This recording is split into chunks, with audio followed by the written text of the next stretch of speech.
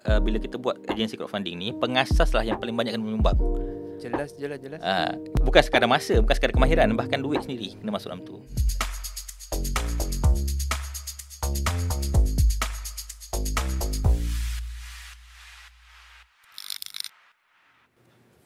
Okay, bismillahirrahmanirrahim. Assalamualaikum warahmatullahi wabarakatuh. Alhamdulillahirabbil alamin wassalatu wassalamu ala asyrafil anbiya wal mursalin wa ala alihi washabihi ajmain.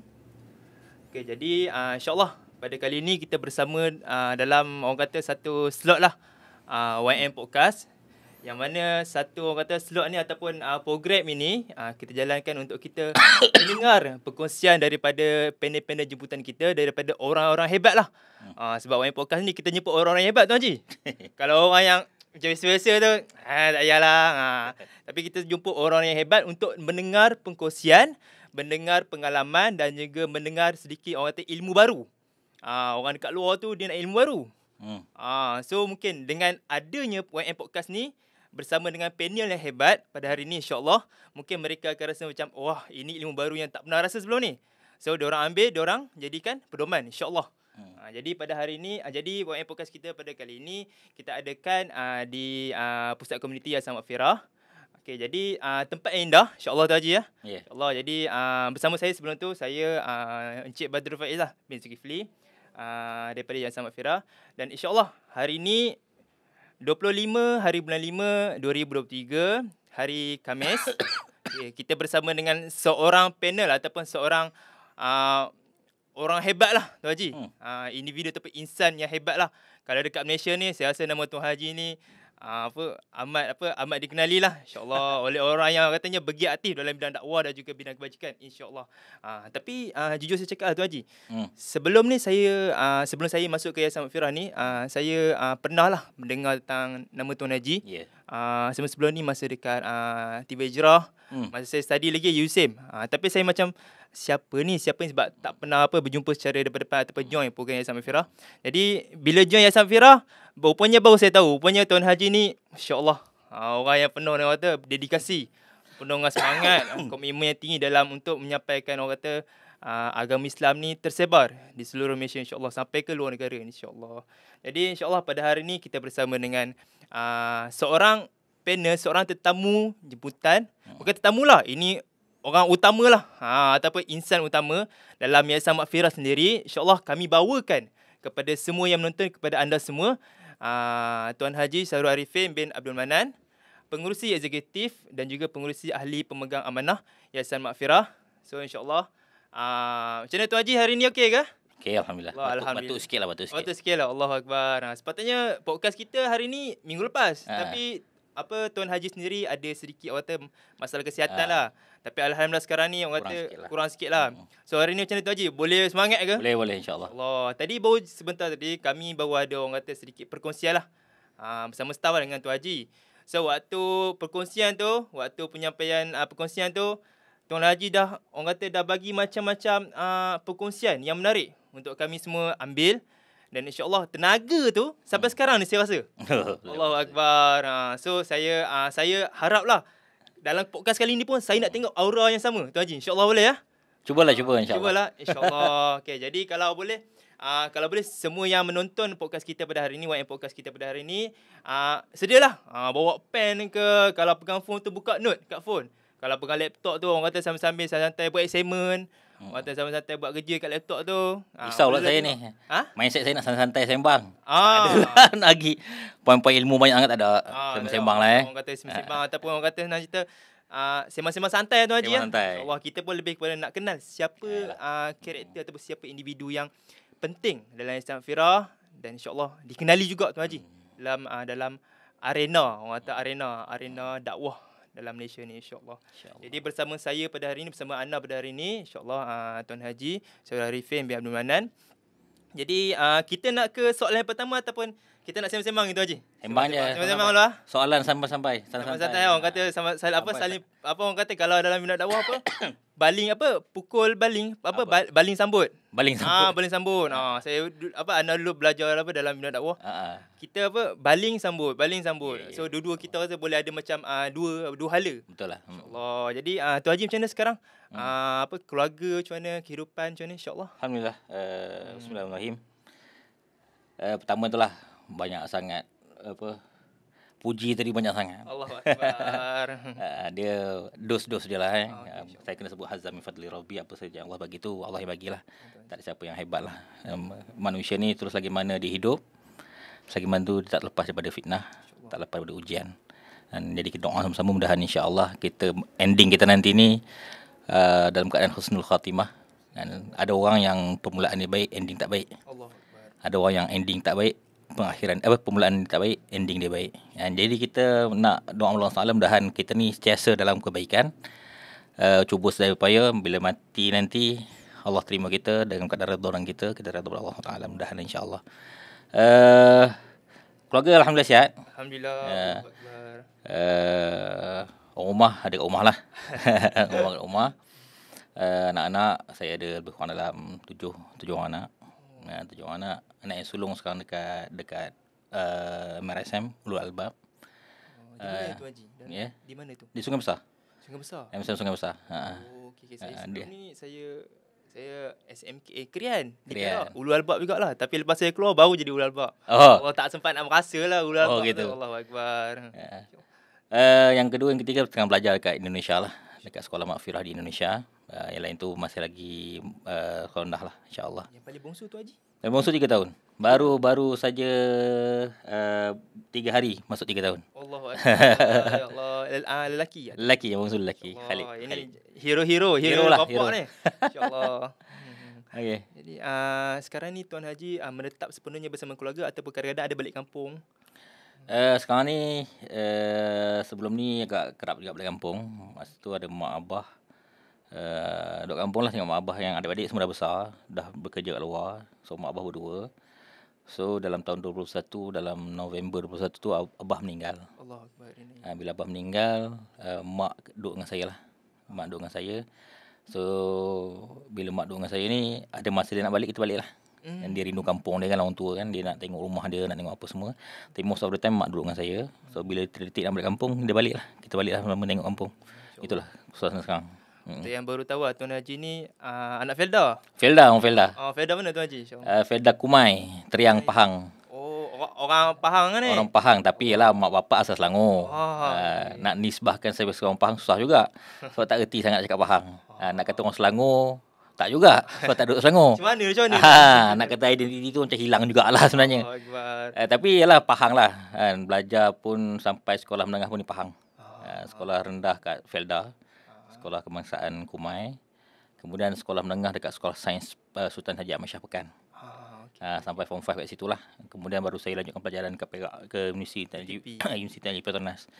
Iskandar Tuan Haji Di Iskandar. Saya ambil Mechanical Engineering kat situ. Orang ada sikit-sikit boleh selain Perak sikit boleh Tuan Haji? Ingat lupa lah. Dalam hati komen. Sebab saya orang Perak Tuan Haji. Orang Tanjung. So bila UTP tu dekat lah, sejam-sejam lebih. Teman ni rasanya. Ini kalau tepuk Perak ni, Tuan Haji boleh tangkap ni. Tapi nak balas ni macam pening sikit lah. Mak abah orang Banjar. Okay. So saya ni kulaan lah. Tapi faham nak reply tak boleh.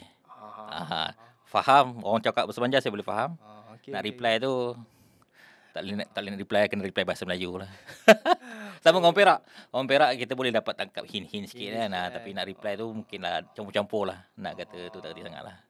Kalau Ayo Tumpah pernah dengar Tuan Haji? Tahu. Ayo Tumpah? Pernah dengar lah. Ini kalau belajar Perak tak tahulah komen. Ya Allah tangguh. Kayaknya Tuan Haji ni asal keluarga daripada Banjar lah. Memang orang Banjar. Kayaknya saya rasa kita kulaan apa Tuan Haji? Orang Banjar juga ke? Orang Banjar ni Kuala Gurau. Kuala Gurau, Perak. Ya ke? Banjar. Sungai Besar. Situ orang Banjar tu. Banjar. Ada kena kait-kait apa gitu Tuan Haji? InsyaAllah ni kalau korek ni rasanya. Adalah kot gamak ni. InsyaAllah gamaknya. Dah nampak sikit-sikit tu lah bahasa Perak tu. Allahu Akbar. Jadi insyaAllah Tuan Haji hari ni kita akan sembang santai. Orang di luar nak tahu macam mana kehidupan Tuan Haji. Siapa Tuan Haji yang sebenar? Dan paling penting, kenapa kena tahu Tuan Haji? Kenapa Oh. tak kena tahu orang lain? Kenapa kena tahu Tuan Haji? Inilah sebabnya kita bawa kepada hari ni. Kita nak tunjukkan bahawa di Malaysia ni ada individu yang hebat macam Tuan Haji ni, insya-Allah. Janganlah. Tapi Jangan sebut banyak kali hebat. Jangan sebut banyak kali. tapi tadi Tuan Haji ada kongsi tentang satu orang kata hadis famous lah. Sebaik-baik manusia adalah yang paling memberi manfaat kepada orang lain. Ini Rasulullah ajar kita lah. Okey.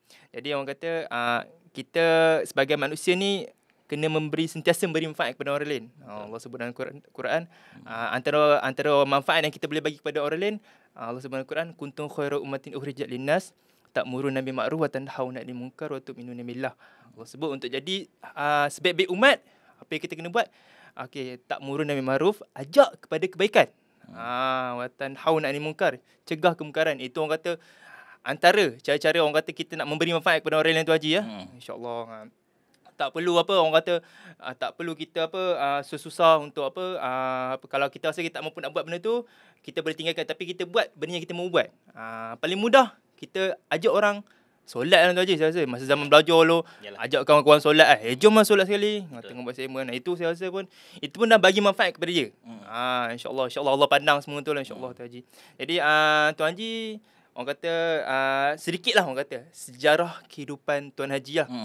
Orang nak tahu macam mana daripada kecil ni Tuan Haji. Katanya tadi kecil-kecil dah mandi dah main paya lah. Udah orang kata berenang ke macam mana tu? Berenang lah. Tapi tak tenggelam lah. Tenggelam biasa. Okay. Kita akhirnya bila sembang pasal childhood waktu kecil ni waktu paling seronok dalam kehidupan lah. Betul, insya-Allah. Dan kita ni tanggungjawab tak ada. Pergi nak main je. Kan, bangun pagi cilik mata memang nak main. Kemudian orang Felda ni bagusnya lah satu benda yang saya nak sembang bagus. Kampung Felda ke apa. Dia satu kampung tu kenal. Sebab satu kawasan. Satu kawasan. Felda tak kecil, besar Felda. Saya dalam 500 rumah ada. Besar juga. Tapi suasana Felda, suasana kampung. Jadi setiap orang tu kenal satu sama lain. So bila anak-anak ni keluar rumah, kan, mak dia tak nampak, tapi jiran-jiran nampak. Jiran jauh nampak. Contoh saya pergi main paya ke apa kan, mak saya cari, dia tahu je saya ke mana. Sebab ada je orang kata, aku nampak anak engkau kat sini. So tak ada masalah kan. So benda tu lah, saya selalu sembang isteri saya lah, antara benda yang selalu agak terkilan di hati saya ni, bila mana anak-anak saya ni tak membesar dalam suasana kampung. Anak saya membesar kat suasana yang bandar, pinggir bandar kan, mana nak keluar pagar pun kita risau. Bila anak keluar pagar risau, so dia punya development tak banyak. Betul lah. So antara benda penting dalam growth seorang anak ni, sebagai parent ke apa kan, diorang ni kena membesar dalam keadaan diorang take risk, buat satu yang ada risiko tapi dalam safe environment. Itu parent kena provide. Contoh anak kita nak main, kena bagi main, nak manjat, kita bagi manjat. Cuma kita setkan environment tu environment yang selamat. Tentu ada alas ke apa ke. Tapi itu yang bagi saya lah, ini antara saya selalu sembang dengan isteri lah. Tapi yalah, bila realise setiap orang tu ada zaman dia kan. Kita zaman dekat kampung lah. Zaman anak kita kat bandar-bandar lah, ada cabaran masing-masing. Cuma karakter saya ni banyak dibentuk di kampung. Karakter yang lasak, karakter berani mencuba. Saya umur 4 tahun 5 tahun masuk hutan kan, biasa panjat pokok kan tu Haji. Panjat pokok, pernah patah tangan pun, jatuh pokok rambutan.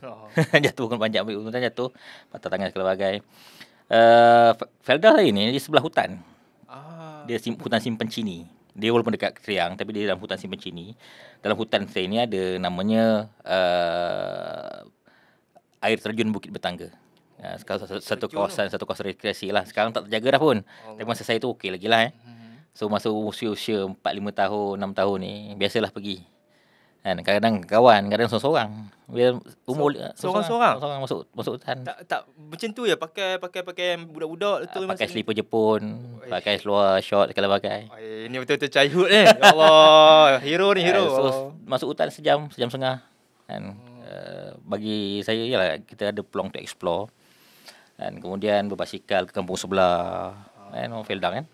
Jadi bagi ni, itu bagi saya tu membentuklah saya punya karakter yang berani mencuba. Itu penting. Saya ingat lagi macam-macam lah pengalaman dekat sana lah. Ialah dengan nakalnya. Dan cerita tadi tu, mandi paya ni, ialah menganggang kawan. Dengan kawan. Mak pula memang strict.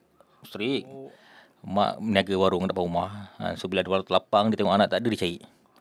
Dia risau lah. Dia risau lah kan. Tanya. Oh, nampak anak kau dekat Paya ni kan. Oh, dia datang, dia bawa rotan. Datang bawa rotan, dia sampai-sampai dia panggil nama saya dekat sana mak panggil Arul. Kan Arul Syarul kan. Arul kan. Nampak dia jerit Arul, naik semua. Dengan saya kena rotan, dengan kawan-kawan sekali kena rotan. Tak ada kena-mengena. Tak ada kena. Kena-mengena. Kan, semua kena rotan, semua suruh balik. Ya Paya ni bahaya. Itu pun Betul. Kadang-kadang start melekat kat selut ke, melekat bawah kayu ke pun bahaya kan. Tapi kita masuk budak, seronok main kan. Tapi itulah kenangan indah. Belajar di sana sampai darjah 6 saya kat sekolah sana. Alhamdulillah UPSR bagus. Dapat masuk sekolah seorang penuh lah dekat Pekan. Start kelas 1 sampai kelas 5 lah kat sana. Alhamdulillah. Itu pun pengalaman yang baik lah. Sekolah berasrama ni. Ada orang ikut experience. Tadi masa perkongsian saya dengan warga kerja Yayasan Maghfirah, ada orang dianggap pengalaman dengan asrama dia tak boleh nak enjoy. Tak menarik sangat lah untuk dia mungkin kena bully, dia mungkin kena dia kena AJ, kena apa semua. Cuma saya sendiri anggap benda tu positif. Bukan saya tak kena bully, saya kena bully.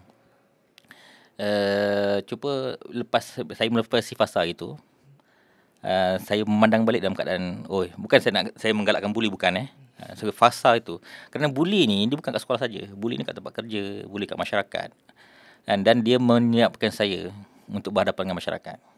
And how to deal with conflicts. And alhamdulillah saya boleh letak apa yang berlaku dekat whatever negatif yang dekat asrama tu di bawah kaki lah senang cerita.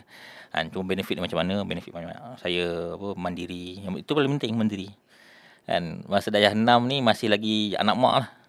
Walaupun nakal ke apa, anak mak. So pergi sekolah sikat rambut, mak sikatkan rambut. Darjah 6 ni. Mak sikatkan rambut, tak pandai nak basuh baju ke apa ke. Budak-budak tu ada tu Haji? Masa darjah 6 budak ada. Itu confirm ada. Orang Felda ni pakai minyak rambut ni bukan orang susah, orang miskin kan. Pakai minyak masak minyak rambut pakai minyak masak Kurang lah minyak masaknya. Sikit je minyak masak. Tapi yalah, minyak masak ni bau dia pelik lah. Kalau sampai sekolah nanti orang macam tak ada, sebab semua macam tu juga.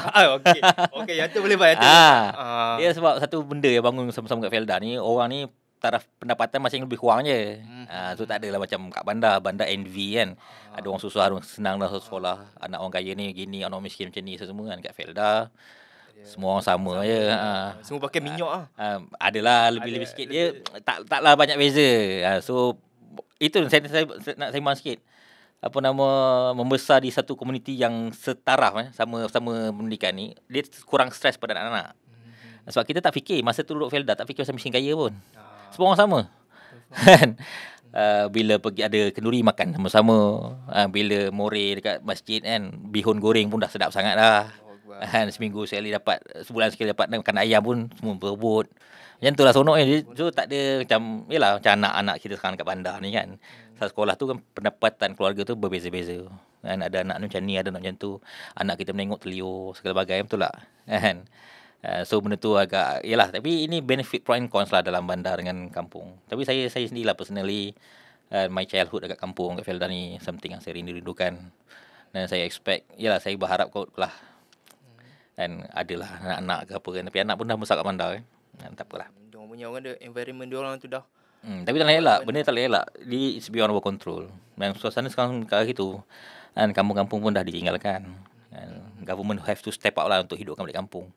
Betul. Saya ada benda yang saya nak buat lah dalam, tak tahulah. Saya selalu sebut dengan kawan nak selesaikan masalah masyarakat. Bandar makin padat, kampung makin kosong. Betul. Dan bila bandar makin padat, urbanization tak berbagus penyusunan dia akan create problems. Of course create problems.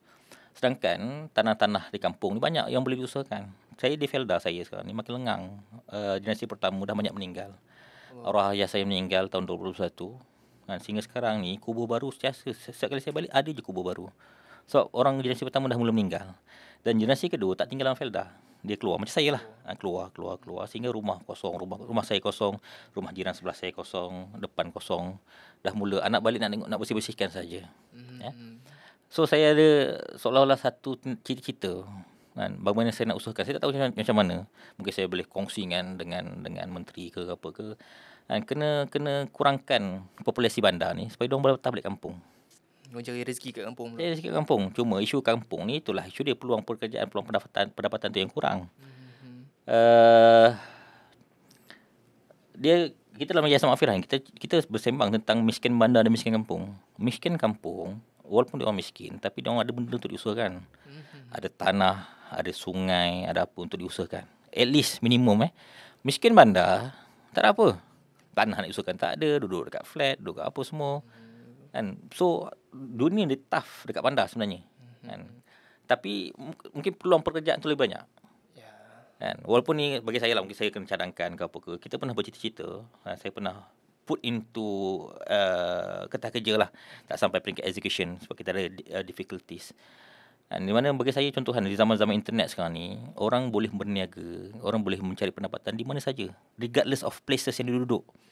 Kan? Selagi mana internet tu kuat, kan? Dia boleh berniaga online, dia boleh provide service online. So tak semestinya dia duduk bandar. Betul-betul. And so antara benda lah, tak tahu istilah saya tepat tak tepat, saya sebut demigration.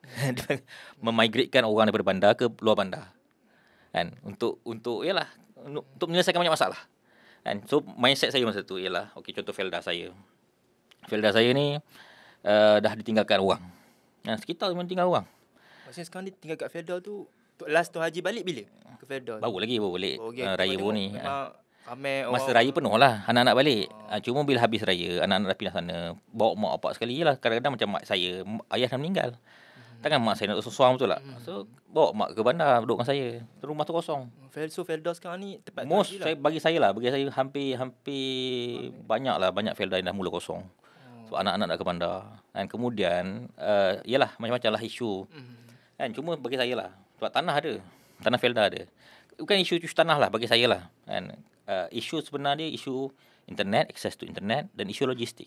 Okay. Faham. Kan, so government, saya pernah tengok lah government try to set up kemudahan internet lah kat semua tempat.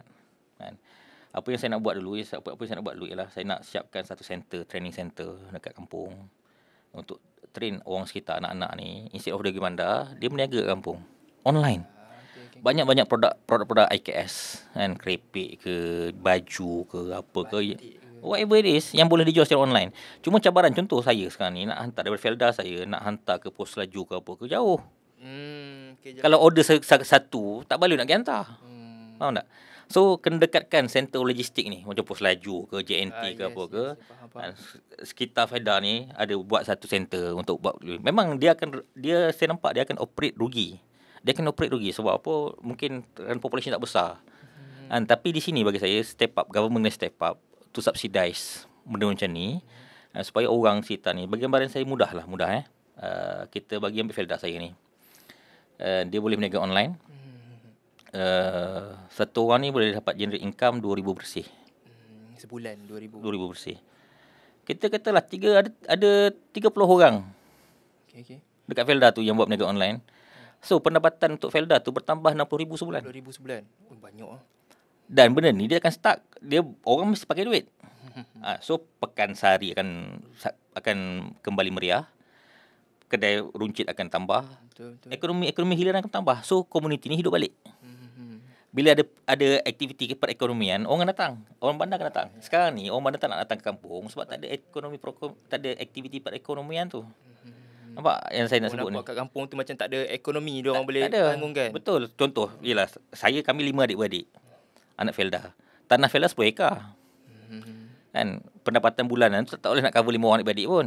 Faham tak? So that's why anak Felda ni, yang 5 orang ni, dia cari kerja kat luar. Faham tak? Ni bukan isu tanah Felda ni. Isu tanah Felda tak apalah. Kan, kena create aktiviti perekonomian di kampung. Itu paling penting. Kan, kemudian aktiviti kena dewan seberguna. Saya nampak diorang try buat. Kat Felda saya ada padang futsal, ada dewan seberguna untuk orang main badminton segala bagai ada. Cuma aktiviti perekonomian bila tak hidup, orang tak boleh nak sustain kat situ. Tapi itulah rezeki kita, zaman internet dah laju. Cuma dekatkan logistik saja, dekatkan center-center untuk hantar barang. Orang berniaga, contoh berniaga batik, berniaga keripik apa ke, dia kena boleh hantar barang untuk di post ni dekat. Kalau jauh tak baloi dia punya sudut costing. Dia berkira-kira juga ada minyak. Betul, kalau sampai dah kena setengah jam 40 minit hantar barang. Kalau satu barang nak hantar tak baloi, dah tak untung dah. Tak compete, tak apa, harga dah tak kompetitif. And so itu antara benda saya bincang dengan partner kawan-kawan kan. Tapi macam jauh lah daripada apa yang ialah masih jauh, masih dalam bentuk kata kerja. Saya pun baru dalam idea kan, tak approach lagi pihak berkaitan. Sebab saya tengok suasana tu, saya tengok suasana Felda saya lengang, dan saya yakin kebanyakan Felda yang generasi pertama dah meninggal memang dia akan lengang.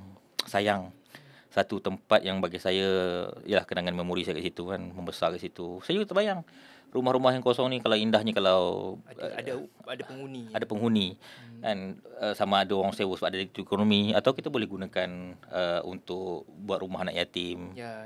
Benda macam tu kan. Sekarang tak develop, tak ada lagi lah kan. Orang lama, saya rasa ramai je yang berfikir macam saya. Kan, cuma saya masih lagi peringkat berfikir, belum sampai peringkat nak jadikan satu aktiviti yang kita nak susun. Tapi bila kita tengok masalah kan, sebab kita kat yayasan kan, kita dah deal dengan miskin bandar kat PPR, kita tengok masalah dia besar.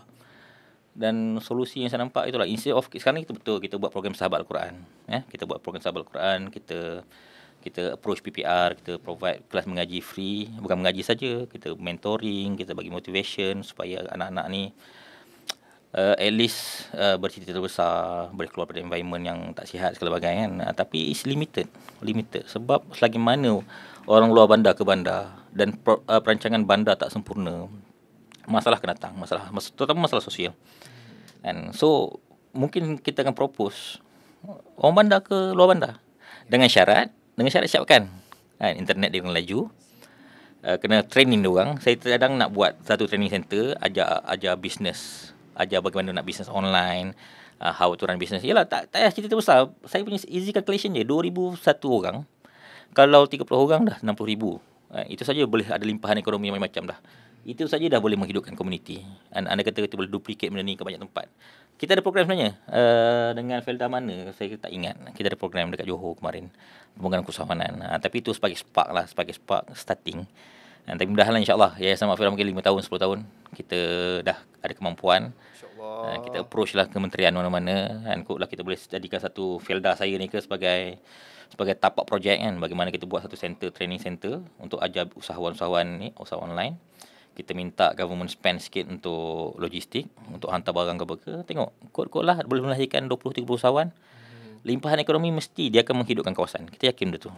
Itu yang kita harapkan lah. Ini sedikit lah, alang-alang nak sembang kan. Orang kata, tanya tentang sejarah penubuhan. Sejarah orang kata sejarah kehidupan. Ini bukan sejarah kehidupan, ini dah orang kata agak ni lah, agak panas juga ni tuan Haji bila dengan Tan yang. Tapi betul lah, kalau berkaitan dengan keusahawanan, saya pernah tengok daripada umur 3 tahun sampai ke umur 80 tahun terlibat dengan orang kata bisnes usahawan ni tak pernah lekang. Pernah saya tengok lah, kalau dalam FS Channel tu umur 75 tahun meniaga air jagung.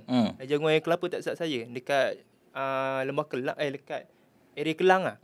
Umur 75 tapi masih ada dalam bidang usahawan dalam bidang bisnes lah. Dengan cara sendirilah. Yang 3 tahun ni jiran saya 3 tahun dia dah meniaga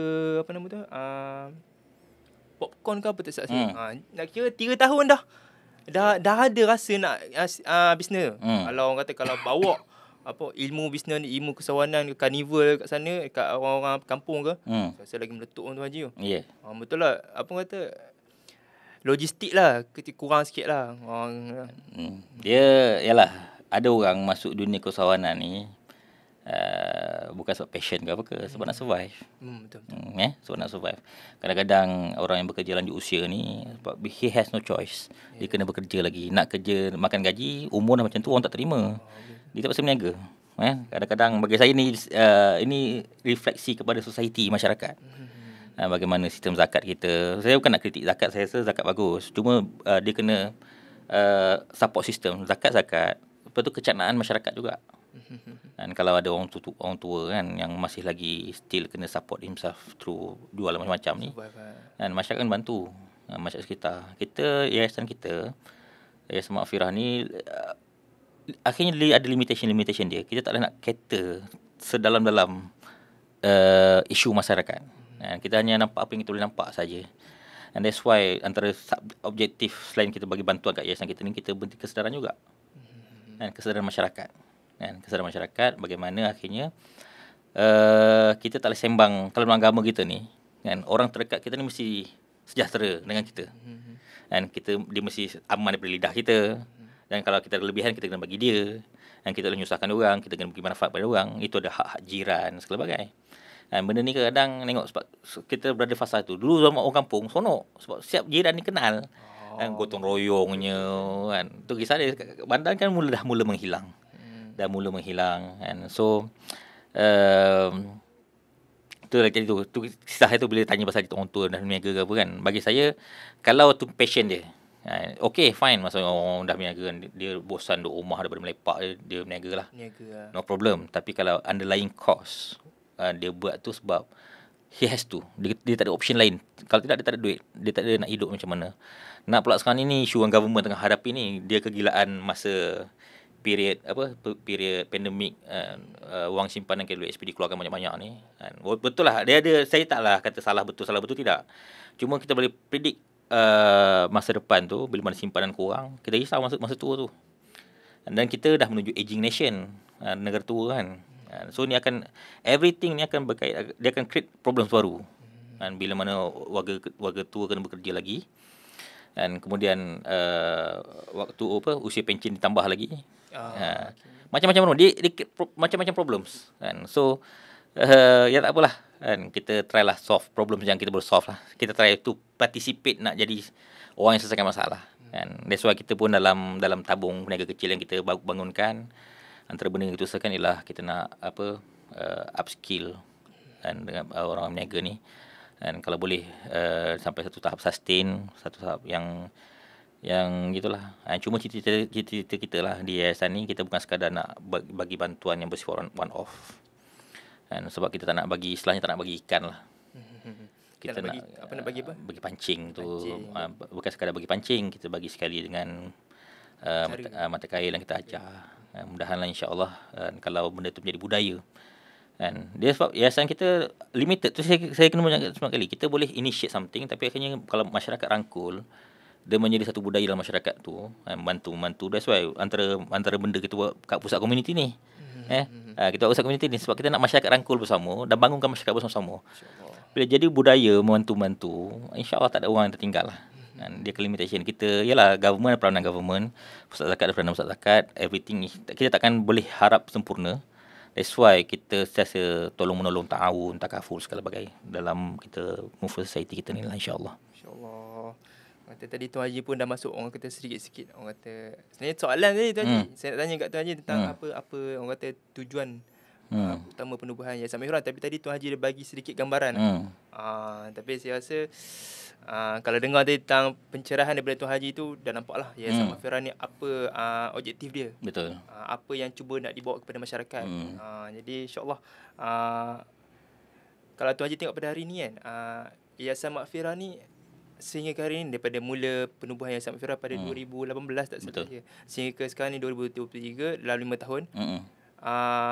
Bagaimana Tuan Haji nampak Yayasan Mahirah ni dia boleh berkembang sampai ke hari ni?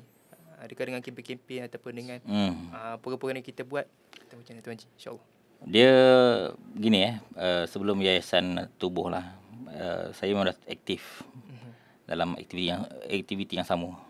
Maksudnya masa tu saya dah aktif program masyarakat, kita dah buat kelas-kelas mengaji, saya dah bahkan saya berniaga, ada lebihan duit ni, kita dah mula put money tu program-program macam ni lah.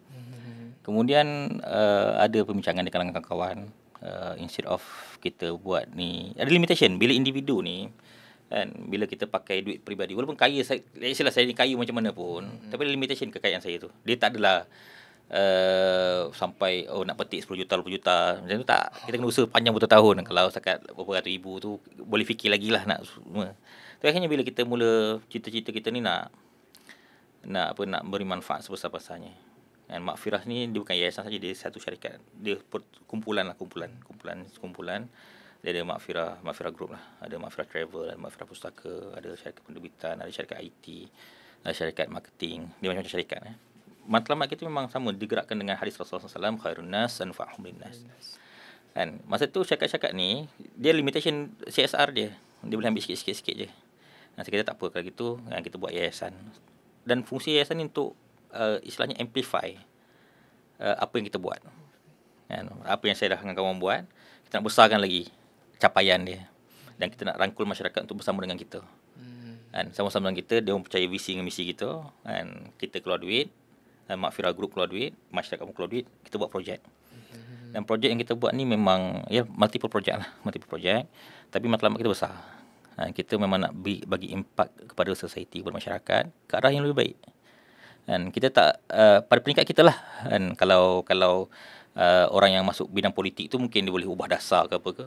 Tapi kita ni menyelesaikan isu-isu yang mungkin jadi support sistem government. Dan isu masyarakat, isu rumah tangga, isu individu, whatever isu yang dihadapi lah. Itu yayasan kita nak buat. Dan jadi permohonan untuk tubuh yayasan 2016 dan berjaya dapat kelulusan 2018, takes time juga. Dan 2018 sampai 2020 perlahan aktiviti kita. Dan masa tu kita tak dikenali. Aktiviti kita most likely datang daripada dana dia datang daripada poket-poket pengasas lah. Datang daripada poket-poket pengasas. Kita buat whatever kelas kita buat, whatever program kita buat, semua datang daripada poket-poket pengasas. Dan kemudian lah baru ketika mana tahun 2020, dan masa tu Allah buka pintu, dan orang percaya pada kita dan start memberi sumbangan kepada kita, dan kita gunakanlah duit tu untuk membesarkan lagi aktiviti-aktiviti kita. Dan alhamdulillah, mudah-mudahan doa Allah SWT, dan kita terus jujur amanah, pegang amanah orang ni, dan kita melaksanakan projek-projek kita dengan optimum, efisien dan amanah lah yang paling penting. Saya rasa itulah kot. Akhirnya orang dah start percaya kita, dan mula sumbangan start masuk untuk kita menjalankan projek. Dan cuma ialah kita kena sentiasa berdoa kepada Allah SWT lah. Dan supaya Allah bagi kita kekuatan, Allah bagi kita kemampuan, Allah bagi kita kesabaran, dan Allah bagi kita ni lah. Yang penting kita yang mengelola amanah orang ni kena terus beramanah. Dan ini isu besar lah. Dan saya ada pandangan pasal kadang-kadang penonton tak faham apa beza yayasan dengan NGO ke apa ke. Yayasan ni tak silap saya non-profit organisation yang ada pertama yang daftar bawah JPM, yayasan Jabatan Perdana Menteri Bahagian Hal Ehwal Undang. Dan dia bagus sebab apa macam yayasan kita daftar bawah JPM lah. Dan sebab dia dah ada undang-undang dia yang diletak oleh Bahagian Hal Ehwal Undang. Maksudnya contoh pemegang amanah, pengasas, dia tak boleh ambil benefit. Dalam bentuk monetization tak boleh ambil. Dan ambil allowance ke, nak ambil gaji ke, nak ambil apa tak boleh. Dan itu. Ada juga yayasan bawah SSM. Ada juga yayasan bawah Akta Labuan. Kemudian ada yang daftar bawah ROS, NGO. Ini. Dan pendapat saya lah, that's why ni antara isu yang kita kena sembang. Ada orang kata, senang lah nak kaya, buat NGO senang, itu minta duit orang. Bukan, saya tak boleh nafikan, ada. Oh, ada. Benda buat duit ni. Orang kata pikir tu kadang-kadang dia macam mana cerita bukan nak saya tak nak menuduh, tapi kita boleh nampak benda ni bersebar. Maksudnya nak kaya senang. Buat NGO pun minta duit orang. Kau ambil lah berapa yang kau nak ambil. Kan? That's why bagusnya kita dekat contoh kita memang ada audit. Yayasan kita memang ada audit, wajib audit. Dan kemudian kita ada akta kita, maksudnya berapa persen kita boleh guna untuk operasi. Semua tu ada dalam kita punya perlembagaan kita. So bila mana kita melebihi apa yang perlu kita ambil, contoh kan untuk operasi ke apa ke, kita boleh di-questions, kita boleh dihukum bahkan. And so benda ni ada check and balance yang clear. Dan kedua, bagi saya untuk start buat organisasi crowdfunding, dia punya founder lah, minimum dia dah, ini idealistik lah, ideal kan, walaupun banyaklah apa perbincangan dia. Idealnya yang memulakan sebuah pertubuhan crowdfunding ni, biarlah pengasas ataupun pendirinya tu dah mapan, sehingga kan dia tak perlu ambil apa-apa daripada kerja dia di yayasan contoh kan.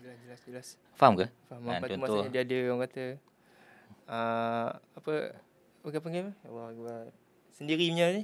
Income sendiri. Income sendiri Betul. Pendapatan sendiri. Contoh alhamdulillah Allah bagi rezeki, syarikat saya dah jalan dulu. Saya dah dapat gaji dari syarikat saya sebagainya. Sebelum kita buat yayasan ni kita tak berhajat. Walaupun godaan tu ada. Kita ni manusia, godaan tu ada, tapi tak sekuat godaan orang yang tak ada apa-apa, dia buka yayasan, tiba yayasan dia banyak duit. Itu dia ni. Dia akan diuji, Allah akan uji. Benda ni isu yang kita kena address. That's why idealistically, biarlah yang memulakan agensi crowdfunding dah mapan dulu. Supaya mana godaan ni tak sekuat orang lain. Dia ada income dia.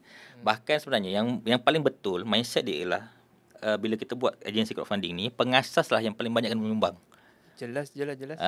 Bukan sekadar masa, bukan sekadar kemahiran, bahkan duit sendiri kena masuk dalam tu. Dan ini saya beritahu kawan-kawan saya dalam pengasas Yayasan Mahfirah ni.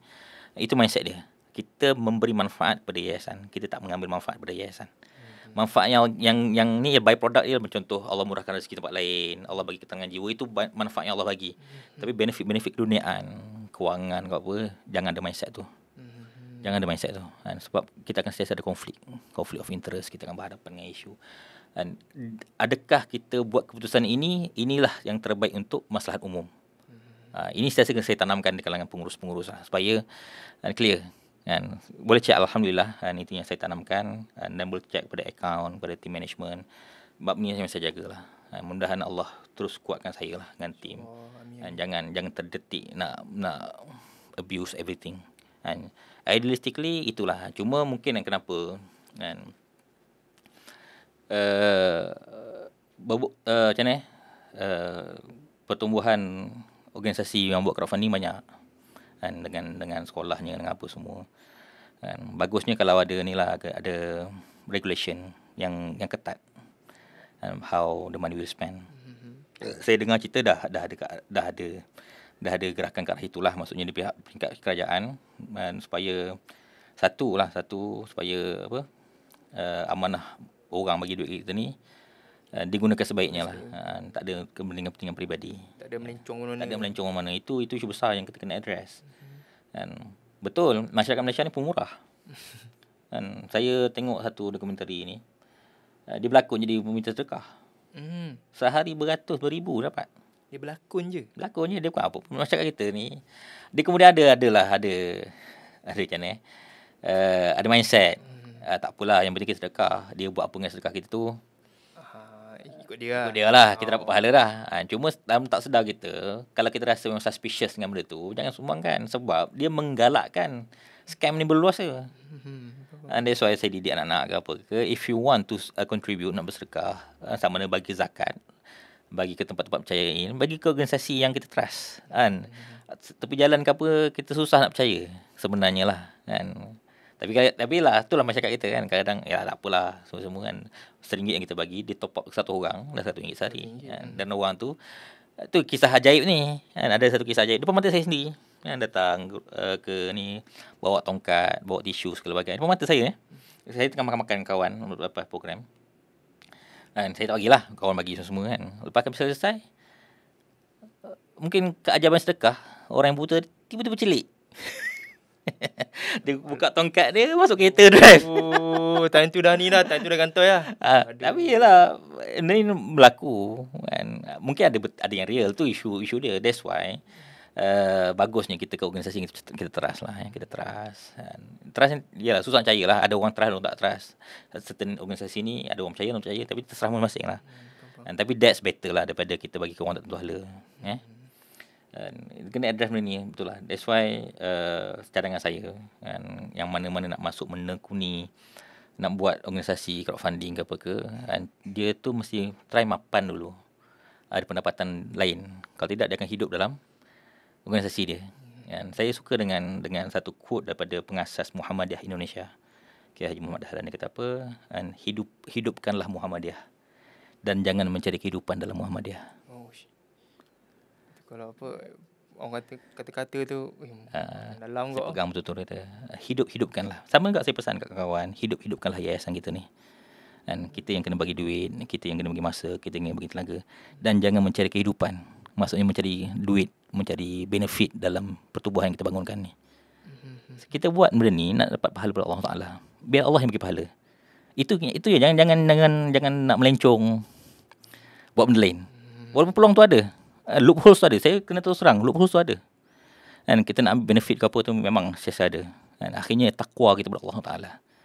Dan Itu yang pegang kita. itu yang bukan kita. Takwa kita urusan kita dengan Allah Taala. Siapa yang boleh check benda ni? Contoh kisah Umar bin Abdul Aziz. Betapa dia menjaga amanah ni. Mana? Ketika mana di luar waktu pejabat, dia matikan lilin. Dia matikan pelita dia tu. Sebab pelita tu dibayar oleh Kerajaan. Dia punya ni lah, government. Betul. Habis waktu kerja, padam. Padam. Bila urusan pada dia padam. To that level of integrity. Dan kalau kita kenal diri kita lah, mudahan kita yang mana kalau kita ni lemah dengan duit, lemah dengan apa, jangan buat lah. Jangan buat crowdfunding ke apa ke. Kita, setan tu akan membisik yang kita untuk kita tidak amanah dengan pengurusan, dengan duit segala bagai. Dan alhamdulillah mudah sampailah penonton. Dan siapa-siapa yang nak buat organisasi crowdfunding bersama masyarakat minta dana ke apa ke, pastikan yang mengasaskan ini terus saya sebut idealistically, dan dia dah mapan sendiri sehingga godaan dia taklah sekuat godaan orang lain. Dan walaupun saya faham je ada je orang tu memang dia all out dekat yayasan, dekat organisasi dia tu. Dan kalau yayasan dia memang founder tak boleh ambil apa-apa. Pemegang amanah, pengasas memang tak boleh ambil apa-apa. Dan kita kena audit lah macam ni.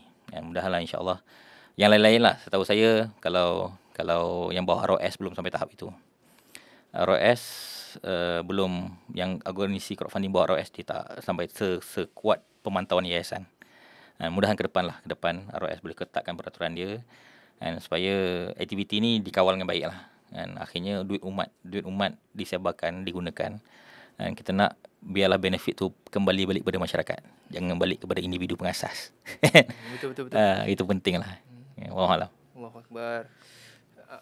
Saya rasa macam bila Tuan Haji cerita kata berkongsi tu, dia bagi impak yang besar sebenarnya kepada diri saya dan juga orang yang menonton lah, supaya apa, kita menjaga amanah. Betul. Sebab hidup kita ni penuh dengan amanah. Dia pernah dulu Allah nak bagi amanah untuk jadi khalifah kat dunia ni. Allah pernah nak bagi dekat bukit, pokok semua, tapi tak diterima. Tapi manusia ni dengan angkuhnya terima. Masya Allah. Jadi kita kena jaga amanah yang Allah bagi kita lah. Tak kisahlah amanah apa-apa, keluarga ke, harta, benda semuanya akan disoali Allah, insya-Allah. Jadi Tuan Haji, orang kata dalam masa sekarang kita dah orang kata, kalau Tuan Haji perasan lah, kita pun nak dekat orang kata penghujung sebenarnya. Rasa macam sekejap Tuan Haji. Yeah. Allah. Jadi dalam masa 2-3 minit ni, mungkin Tuan Haji boleh kongsikan orang kata one shot lah. Satu ataupun orang kata kata-kata hikmah ataupun nasihat sedikit daripada Tuan Haji kepada penonton kita yang mendengar, yang setia mendengar podcast kita, podcast kita pada hari ini, insya-Allah. Kata satu kata-kata ataupun satu ayat ke atau nasihat daripada Haji, insya-Allah, daripada hati Tuan Haji, insya-Allah. Pertamanya lah, sebagai pesan para nabi lah, dan pesan Rasulullah SAW, bertakwa kepada Allah Taala.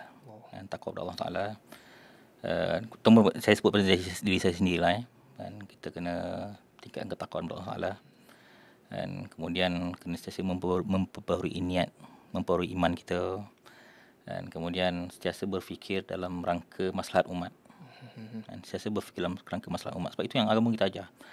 Kita bukan dalam agama kita ni kita nak baik diri sendiri je. Dan dalam istilah yang kita pakai tu islah nafsak wa ghairak, dan perbaiki diri dan ajak orang lain sama-sama. Kan? Walaupun kita tak baik, walaupun kita tak sempurna. Memang kalau tunggu sempurna kita boleh ajak orang lain buat baik, tak akan ada orang yang sampai bila tak akan ajak orang buat baik. And that's why, walaupun contoh nak orang sembang para ustaz-ustaz ni yang lama sebagai, walaupun dia merokok, dia kena bagi tahu orang bahaya merokok apa. Dia merokok tu masalah pada dia dengan kita, dia tak boleh ajak galak orang lain. Parent yang merokok depan anak jangan merokok. Supaya anak tak ikut perangai tu. Betul. Dia berhadapan dengan masalah nafsu dia nak lawan rokok tu. Tapi janganlah nampak, faham tu so nasihat. Itu utamanya sebab dunia ni dah makin rencam. Dan kita alhamdulillah kita kat Malaysia ni mungkin jauh lagi lah pada masalah-masalah gerakan-gerakan woke, LGBTQ segala bagai. Sosial, masalah sosial. Yalah, macam-macam. Masalah identiti, gender dysphoria segala bagai. Dah masuk Malaysia tapi tak kuat. Sebab kita ni masyarakat yang alhamdulillah masyarakat beragama. Walaupun tak sempurna, tapi kita ni kalau di Malaysia ni, orang Islam ni, masyarakat ni masyarakat yang beragama. Everything dia akan tanya agama nampak apa, sudut panduan agama tu macam mana. Dan secara overall saya tak cerita per individu dan lain, tapi masyarakat beragama kita macam tu. benda yang dah baik kan, kita kena suburkan dalam masyarakat. Dan cuma kita kena pasakkan lagi kefahaman Islam yang sahih, dan belajar lagi, dan pergilah kuliah. Dan sekarang ni everything on your fingerprint, on your fingerprint kat jari kita ni, nak tengok benda yang bagus tak bagus. Dan pilihlah konten yang bermanfaat. Dan jadilah bila disebut tadi pasal bermanfaat pada orang lain ni, dia akan istilahnya khairun nas anfa'uhum linnas, betul. Dan tapi ada juga pepatah kata faqidu syai' la yu'ti. Maksudnya orang yang tak memiliki apa-apa, tak boleh nak beri apa-apa. Kita tak boleh beri manfaat pada orang lain kalau kita tak boleh nak produce manfaat tu. Dan kita nak sampaikan cahaya iman pada orang lain, kalau kita tak ada iman, tak sampai ke orang lain. Makanya proses dia ialah kita sendiri baiki diri kita, tambah ilmu, tambah manfaat supaya kita boleh alirkan manfaat tu kepada orang lain. That's the mindset. Dan kita tak boleh memberi manfaat kepada orang lain. Contoh kan, kita nak bersedekah kepada orang lain tapi kita tak ada duit. Yes. Ni sedekah duit lah, sedekah senyuman tu lain cerita. Itu simple senyum lah sedekah lah. Ni sedekah kena duit kan. Kita kena duit untuk bersedekah. Kan jangan nak minjam pula. Faham tak? Kita tak bukan something yang milik kita. Boleh lah. Itu perasaan lain lah. Kan kena faham tu, kita kena jadi manusia manfaat, khairun nas anfa'uhum linnas. Kemudian kita kena faham juga faqidu syai' la yu'ti. Orang yang tak memiliki apa-apa tak boleh nak beri apa-apa. So dengan mindset itu kita akan sentiasa memperbaiki diri. Sama-sama lepas kita baiki diri, kita nak bagi manfaat pada orang lain. Dan saya kena pesan, orang yang pertama yang kena terima manfaat kita ialah orang sekitar kita. Mak bapak kita, anak isteri kita, jiran tangga kita, kawan baik kita, kawan jiran rakan taulan segala bagai. Dia punya order tu Allah susun. Rasulullah beritahu dah benda tu. Dan jangan kita ni sibuk. Contoh kita kat yayasan. Dan sibuk nak bantu orang lain, keluarga sini tak ditolong. Tu tak betul. Betul tak ikut dia punya order dia. Tak ikut order dia. Kalau semua orang ada mindset macam ni, semua orang menjaga keluarga dia, menjaga komuniti dia, aman Malaysia ni. InsyaAllah, amin. Betul tak? Betul. Semua orang menjaga sekitar dia. Dan jangan sampai nak kita kampung nak menjaga kampung lain, tapi kampung ni tak jaga. Kan tak lagi. So bila orang ada mindset macam ni, aman insya-Allah. And that's why saya sebut tadi dalam masa perkongsian dengan staff, kehidupan kita ni bagaikan memandu di jalan raya. Walaupun kita dah follow all the rules, all the guideline, tapi ada je orang yang tak follow rules guideline, dia memberi bahaya pada kita. Dan tiba-tiba dia motong tak tahu hala ke apa ke, akhirnya kita jaga ni kena juga musibah dia. Kena musibah juga. That's why kita kena didik semua orang untuk follow the rules and follow the guideline. InsyaAllah. Wallahualam. Darul dalam Islam ni dua rule. Itu Al-Quran dan juga sunnah yang Nabi ajar dulu, daripada dulu sampailah sekarang ni. Sampailah ke akhirat. Ikut Al-Quran dan juga sunnah. Macam ni cara dia, kita kena belajar lah. Daripada para ulama', daripada orang kata guru-guru agama, daripada orang-orang yang faham tentang agama. Jangan kita belajar sendiri. Sekejap gitu yang lesong tempat lain tu faham, akidah cakap lain, kita faham lain. Fiqh cakap lain, kita faham lain. Allahu Akbar. Jadi orang kata jadi Tuan Haji, kita dah sampai ke penghujung lah. Rasa macam sekejap Tuan Haji lah. Mungkin lepas ni kita boleh ada kan kata sembang santai bersama dengan Tuan Haji 2.0. Allahu Akbar. InsyaAllah tak ada masalah. Sebab saya rasa banyak lagi Tuan Haji yang nak kongsikan, nak sampaikan. Cuma kata waktu agak mencemburui kita lah. Waktu kadang-kadang bukan adalah hubungan je cemburu waktu pun kadang cemburu kat kita punya panel ni. Kita punya tetamu kata kita punya orang kata panel kita hari ni lah, insya-Allah. Jadi yang baik tu semuanya datang daripada Allah SWT. Yang buruk tu datang daripada Allah tapi melalui kelemahan daripada saya dan juga Tuan Haji lah. Ada sedikit orang kata ada sedikit makluman lah. Tuan Haji boleh saya ni ya? Boleh. Okay, panggilan akhir kepada siapa yang ingin berkorban boleh layari korbanummah.com. Dan kalau rasanya biasalah korban ni orang fikir beratus-ratus. Kalau tak mampu juga, di Yayasan Maghfirah kami juga ada sediakan sedekah daging korban serendah RM50 saja. Paling penting kena layari korbanummah.com ataupun layari mana-mana social media Yayasan Maghfirah, Facebook, IG, TikTok dan sebagainya untuk sama-sama mengikuti Yayasan Maghfirah dari semasa ke semasa. Jangan lupa follow kami, support apa usaha yang kami lakukan. InsyaAllah demi kelangsungan dan juga kebaikan ummah bersama. InsyaAllah Tuan Haji. Jadi saya rasa itu saja untuk podcast kita pada hari ini, podcast kita pada hari ini. Jadi mudah-mudahan input yang Tuan Haji sampaikan pada hari ini, yang mendengar, yang mencatat, boleh berkongsi dengan orang-orang sekitar sana, sekitar masyarakat, dan paling penting terima manfaat bersama. Jangan terima seorang aja, bagi manfaat, kongsikan manfaat. Macam Nabi sebut apa? Balighu anni walau ayah. Sampaikanlah daripada aku walaupun sekepotong ayat. Maksudnya sampaikanlah kebaikan yang kita ada. Walaupun jom solat, ajak solat. Tapi orang kata memberi manfaat bersama-sama. InsyaAllah. Jadi orang kata itu saja podcast kita pada hari ini. InsyaAllah ada rezeki tu Haji, kita boleh adakan lagi lah. Boleh, 2.0. Saya rasa Tuan Haji pun rasanya dah faham lah macam mana kita punya sembang santai Tuan Haji, insyaAllah. Jadi teruskan bersama kami dalam YM Podcast untuk minggu-minggu yang akan datang, dan juga jangan lupa follow YM Podcast, follow Yayasan Maghfirah, dan paling penting support pusat komuniti Yayasan Maghfirah.